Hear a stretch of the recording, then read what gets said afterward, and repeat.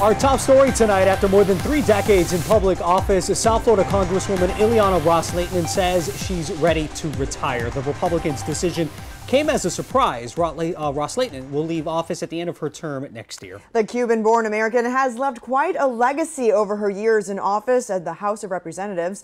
Local 10 News reporter Leanne Morejon is live in Pinecrest tonight with our top story. Leanne. And Cheyenne and Carlos, we can only scratch the surface of this career tonight, but Ros-Lehtinen's home here in Pinecrest became very familiar to members of the media looking for comment from her, but those days will soon be over as she has announced she is retiring. Congresswoman Ileana Ros-Lehtinen says she's calling it quits.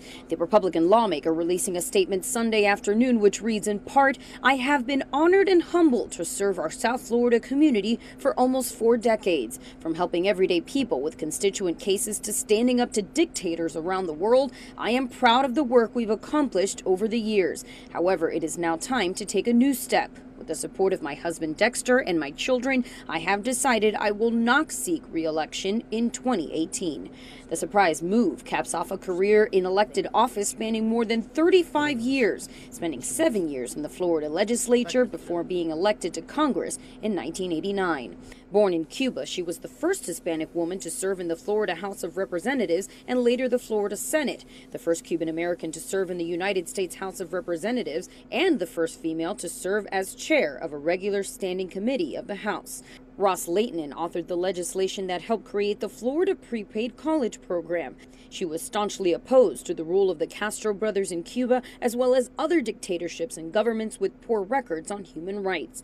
She played a key role in the Elian Gonzalez saga. In 2014, Ros-Lehtinen went public with the fact that her son Rodrigo was transgender and has since come out in support of gay and transgender rights, even recording this bilingual public service announcement. Responsibility for their lives on the same terms as everyone else. The GOP congresswoman was also an outspoken critic of President Donald Trump ahead of the 2016 election. The 64-year-old was re-elected in November in Florida's 27th congressional district.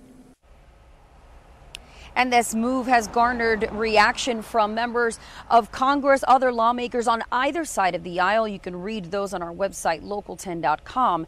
Meanwhile, we know Ros-Lehtinen has scheduled a news conference for tomorrow morning to discuss this decision. You bet we'll be there. Reporting live in Pinecrest, Leanne Morejon, Local 10 News.